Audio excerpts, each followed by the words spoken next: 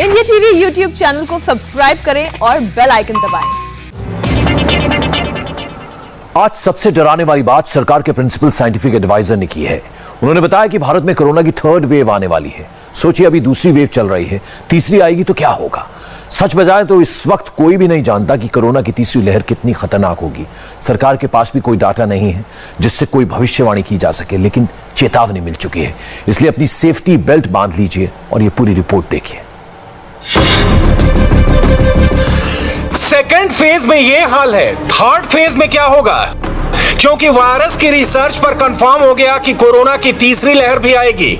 सरकार के principal scientific adviser Vijay Raghavan ने कहा है कि थर्ड वेव को आने से कोई नहीं रोक सकता। The phase 3 is inevitable given the high levels of circulating virus, but it's not clear on what time scale this phase 3 will occur.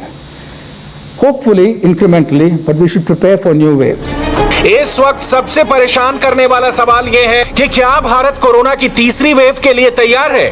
मैं ये खबर काफी चिंताजनक है और काफी कंसर्न की खबर है कि हम लोग ये जानते हैं कि भी पहली और दूसरी और तीसरी वेव भी प्रेडिक्टेड थी कुछ ना कुछ हद तक। खास तौर से दूसरी और तीसरी वेव के बारे में तो काफी समय से चर्चा चल रही थी और अभी चिंता यह है कि दूसरी वेव से हम लोग अभी निपट नहीं पाए हैं, तब तक तीसरी वेव के बारे में भी प्रेडिक्शंस आ रहे हैं। अभी जो बातें पता चली हैं उसे देखना और समझना बहुत जरूरी है, क्योंकि तीसरी वेव दूसरी लहर से ज्यादा खतरनाक नहीं होगी, ये मानने का कोई आधार नहीं है। तीसरी वेव की टाइमिंग के बारे में अभी कुछ नहीं कहा जा सकता। ये कितने बड़े लेवल पर तबाही मचाएगी अभी कुछ नहीं कहा जा सकता। मौजूदा वैक्सीन तीसरे वेव के लिए कारगर रहेगी, अभी इस पर कुछ भी नहीं कहा जा सकता। Corona virus 2 variants, they may be more transmissible, but there's not too much we can do about that. We have to adapt our behavior. They might be less recognized by immunity. Now that's very bad too, but we can potentially update vaccines and have different kinds of strategies as new variants come. अप्रैल के आखिरी हफ्ते में दुनिया भर में जितने corona के case आए उसमें आधी तादाद भारतीयों की थी।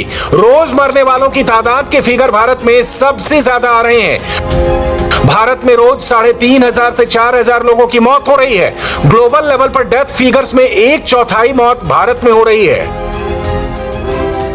कोरोना के इस दूसरी वेव में सरकार जैसे तैसे रिसोर्सेज को जुटा करके शहरों में तो इस बीमारी से पैदा हुई चुनौती का सामना कर रही है, लेकिन असली जो समस्या है वो है गांव में, क्योंकि सेकेंड वेव में ये बीमारी ये का जो संक्रमण है वो गांव में भी काफ़ी हद तक फैल रहा है। और समस्या ये आ रही है कि गांव में पहली बात तो टेस्टिंग का अभाव है, जिसकी वजह से ज़्यादातर केसों में पता ही नहीं चलता कि कोरोना हुआ है। भावनगर का जो चौगढ़ गांव है वो इसका एक क्लासिक एग्जाम्पल है, जहां पे पिछले 20 दिनों में 90 मौतें हो चुकी हैं कोरोना से, और एक दिन भी ऐसा नहीं बीता है जब इस गांव में पिछले 20 दिनों में चिताओं की आग बुझी हो।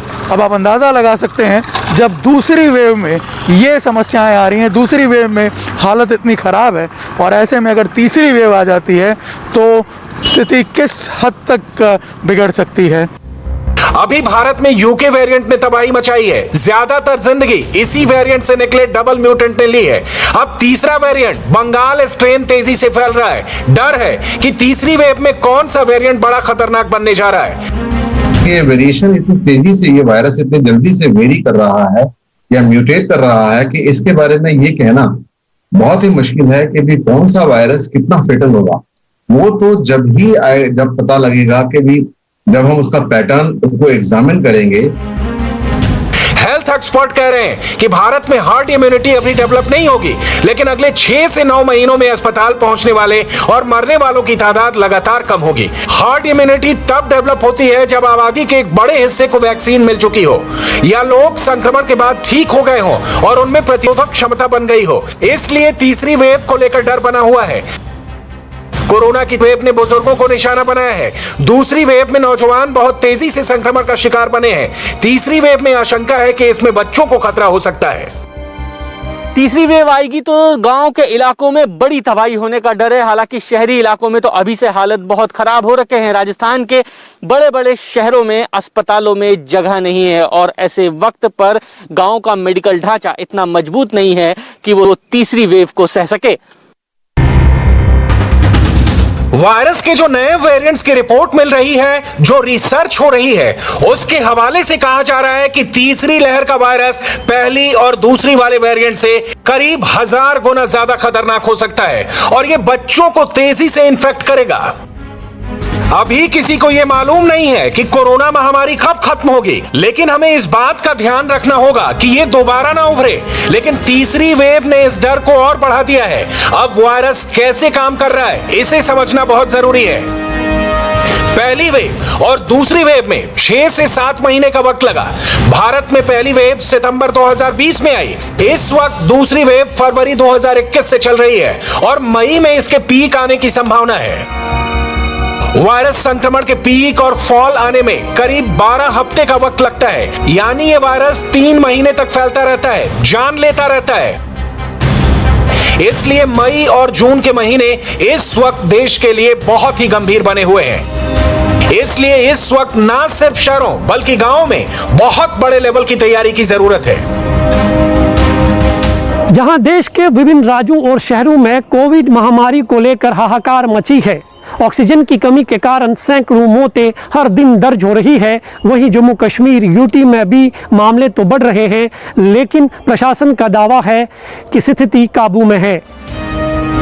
देखा जाए तो भारत में तीसरी वेव मई के 6 से 8 महीने के बाद आ सकती है, क्योंकि वायरस जब फैलता है, लोगों को बीमार करता है, तो साथ में इम्यूनिटी लेवल से लेकर एंटीबॉडीज का असर 7 से 8 महीने तक रहता है।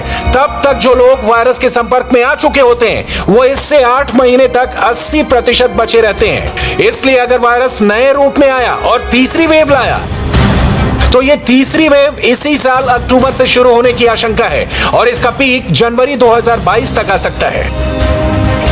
इस वक्त कोरोना वायरस को लेकर भारत के आंकड़े वाकई बहुत परेशान करने वाले हैं। इंडिया में कोरोना के केस बढ़ गए हैं, मौतों की तादाद लगातार बढ़ रही है।